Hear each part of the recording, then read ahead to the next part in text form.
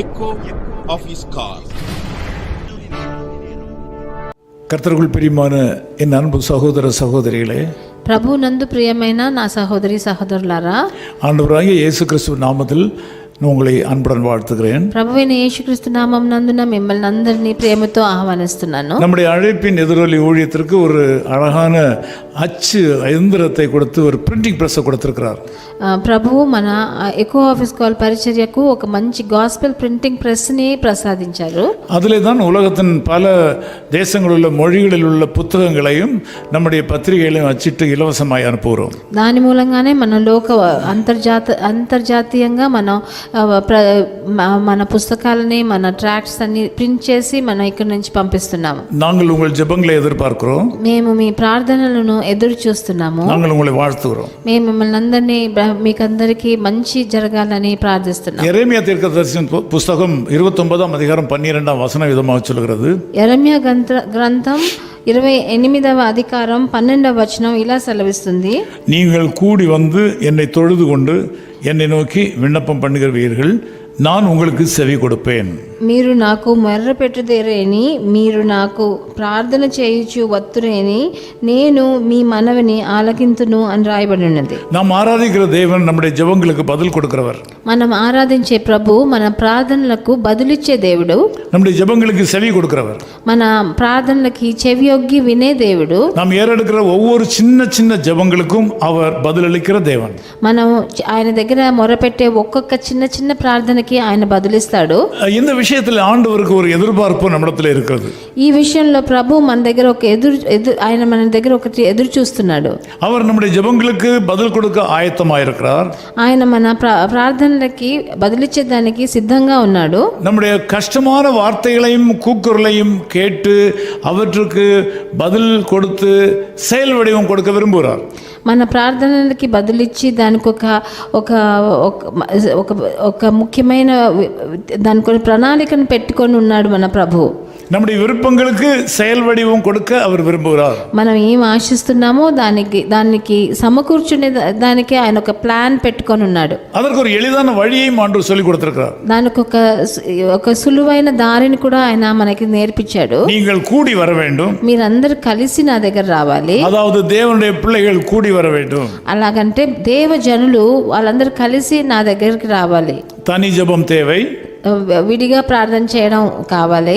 குடும்ப ஜெபம் தேவை, కుటుంబంగా కలిసి ప్రార్థన చేయడం కూడా, கூட்டு ஜெபம் தேவை, మనందరూ కలిసి ప్రార్థన చేయడం కూడా కావాలి. எல்லா நேரங்களிலும் ஜெபம் தேவை, అన్ని సమయాల్లో కూడా ప్రార్థన చేయాలి. ஆனால் அதோடு கூட நாம் ஜனங்கள் விசுவாச மக்கள் சேர்ந்து ஜெபிக்க நாம் நேரம் கொடுக்க வேண்டும். దీంతో పాటు మన విశ్వాస జనులు అందరూ కలిసి ఆయన యొద్దకు వచ్చి మనం కలిసి ఆయన దగ్గర మొరపెట్టాలని ప్రభు ఎదురు చూస్తున్నారు. தேவ மக்கள் கூடி வர வேண்டும். ప్రభువు జనులు, దేవ జనులు అందరూ కలిసి రావాలి. அவரை உண்மையாய் தொழுது கொள்ள வேண்டும். ఆయన నిజంగా ఆరాధించి ఆయనని ప్రార్థించాలి. இந்த நாட்களில் ஜனங்கள் கூடி வருகிறார்கள். ఈ రోజుల్లో ప్రభు జనులు కలిసి వస్తున్నారు, కానీ ஆராதிக்கிறார்கள், ఆరాధన చేస్తున్నారు, துதி செலுத்துகிறார்கள், వాళ్ళందరూ స్తుతిస్తున్నారు, ஆனால் ఆண்டவரை தொழுது கொள்ளுகிறதில்லை. కానీ ఆయనని ఇంకా ఆరాధించడం లేదు. இந்த செய்தியை கேட்கிற நீங்கள் ஆண்டவரை தொழுது கொள்ள கற்றுக்கொள்ள வேண்டும். నా మాట వినేవాళ్ళు ప్రభువుని ఆరాధించాలి మనసుతో. கிறிஸ்தவர் அல்லாத மார்க்கத்தில் உள்ள மக்கள் அவர்கள் தெய்வங்களை தொழுது கொள்கிற முறைகளை பாருங்கள்.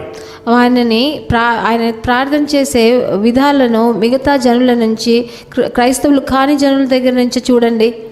அவர்கள் எவ்வளவு பயபக்தியாய் தொழுது கொள்கிறார்கள். వాళ్ళందరూ వాళ్ళ ప్రభువుకి ఎంత భయభక్తితో వాళ్ళు ఉన్నారని మీరు చూస్తున్నారా? எத்தனை வழிமுறைகளை கடைபிடிக்கிறார்கள்.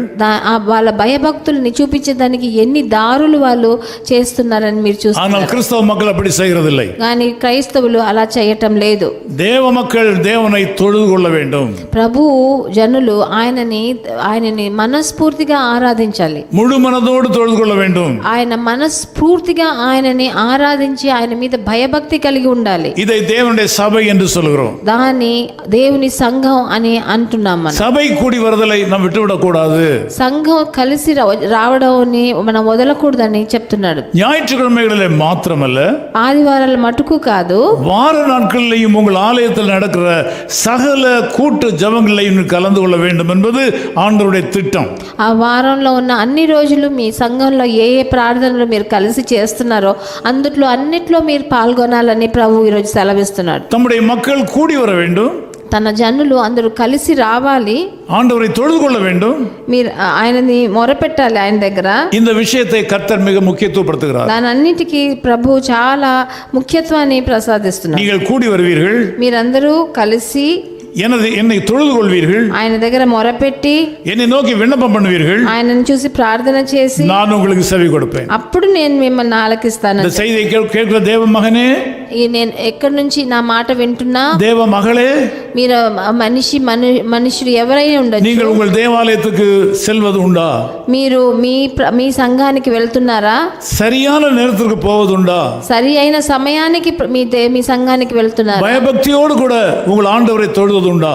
మీరు భయభక్తితో మీ దేవుణ్ణి మొరపెడుతున్నారా? நீங்கள் பயபக்தியோடு கூடி சேர்ந்து ஜெபிக்கும் போது தேவன் உங்களுக்கு பதில் அளிப்பார். మీరు భయభక్తితో అందరూ కలిసి ఆయనను చూసి మొరపెట్టినప్పుడు మిమ్మల్ని తప్పకుండా దేవుడు ఆలకిస్తాడు. நான் உங்களுக்காக ஜெபிக்கிறேன். నేను మీకోసం ప్రార్థన చేస్తాను. நேசபிதாவே, உங்களுக்கு நன்றி செலுத்துகிறோம். ప్రియ తండ్రి, మీకు కృతజ్ఞతలు నాయన. இந்த ஜெபத்திலே கலந்து கொள்கிற எல்லா மக்களும் உம்முடைய ஆலயங்களுக்கு போக வேண்டும் என்று நீர் எதிர்பார்க்கிறீர். ఈ నాతో కలిసి ఏకీభవించే దైవజనులందరూ మీ ఆలయానికి, దేవాలయానికి రావాలని మీరు ఎదురు చూస్తున్నారు. இவருடைய ஜெபங்களுக்கு நீர் பதில் கொடுக்க விரும்புகிறீர் என்பதை நாங்கள் அறிவித்திருக்கிறோம். వీళ్ళ ప్రార్థనలకు మీరు బదులు ఇవ్వాలని ఆశపడుతున్నారని మాకు అర్థమైంది. இவர்கள் தங்கள் ஆலயத்தை கனம் பண்ணுகிறார்களா என்பது எங்களுக்கு தெரியாது.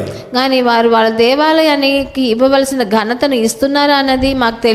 தேவாலயத்தில் நடக்கிற எல்லா ஆராதனைகளிலும் கலந்து கொள்கிறார்களா என்பது எங்களுக்கு தெரியாது. వారు దేవాలయంలో జరిగే ఒక్కొక్క ఆరాధనలో వాళ్ళు కలుసుకుంటున్నారా, పాల్గొంటున్నారా అని మాకు తెలియదు. தங்கள் தேவாலயங்களை கனம் பண்ண அந்த மக்களுக்கு வேண்டிய கிருபைகளை கொடுப்பீராக. వాళ్ళ దేవాలయానికి ఇవ్వవలసిన ఘనతను ఇచ్చేదానికి ఈ మనుషుల నాతో కలిసి ప్రార్థించే దేవజనులకు మీరు కృపనివ్వండి తండ్రి. தேவ சமூகத்திலே கூடி வந்து మీరు మీ సన్నిధిలో చేరి కలిసి వచ్చి ஒரு மனதோடு உம்மை தொழுது கொள்ளும் போது, ఏక మనసుతో మిమ్మల్ని మొరపెట్టి உம்மை நோக்கி ஜெபிக்கும் போது, మిమ్మల్ని చూసి ప్రార్థించినప్పుడు நீர் அற்புதம் செய்கிறீர். మీరు తప్పకుండా అద్భుతాలు చేసే ప్రభు. இந்த காலை வேளையில் இந்த மக்கள் இந்த கிருபைகளை கொடுப்பீராக. ఇలాంటి ఈ ప్రొద్దుట వేళ ఇలాంటి కృపని వీళ్ళకి ఇవ్వండి తండ్రి. இவர்கள் தங்கள் சபையோடு கூட உள்ள ஐக்கியத்தை உறுதிப்படுத்திக் கொள்வார்களாக. వాళ్ళ సంఘాల్లో ఉన్న ఐక్యతని పెంచండి నాయన. அதன் மூலமாக அவர்களுக்கு நன்மை உண்டாவதாக. దాని మూలంగా వాళ్ళకి మంచి జరగని తండ్రి. இதுவரையிலும் அதை செய்யாதவர்கள் இன்று முதல் செய்யட்டும். ఇంతదాకా వాళ్ళు చేయకపోతే ఈ రోజు నుంచి చేయడం మొదలు పెట్టండి నాయన. நன்மை பெற்றுக்கொள்ளட்டும், మంచిని వాళ్ళు ஆசீர்வாதத்தை பெற்றுக்கொள்ளட்டும். ఆశీర్వాదాలు పొందని இயேசு கிறிஸ்துவின் நாமத்தில் ஜெபிக்கிறோம் பிதாவே. ప్రభువైన యేసుక్రీస్తు నామం నందున వేడుకో. தைத்திடினும் ஆனந்தமே பரமானந்தமே இயேசு அண்ணலை அண்டினோர் கானந்தமே ஆனந்தமே பரமானந்தமே இயேசு ஆனந்தமே பரமானந்தமே இயேசு அண்ணலை அண்டினோர் கானந்தமே. His Call Ministries, 10 Muhammad Abdullah 2nd Street, opposite International Cricket Stadium, Chepauk, Chennai 600005, India. Phone 9144-2852-8282. Mobile phone and WhatsApp 919841271858. Email sam@echoofhiscall.org.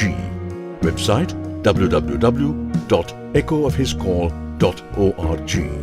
God bless you.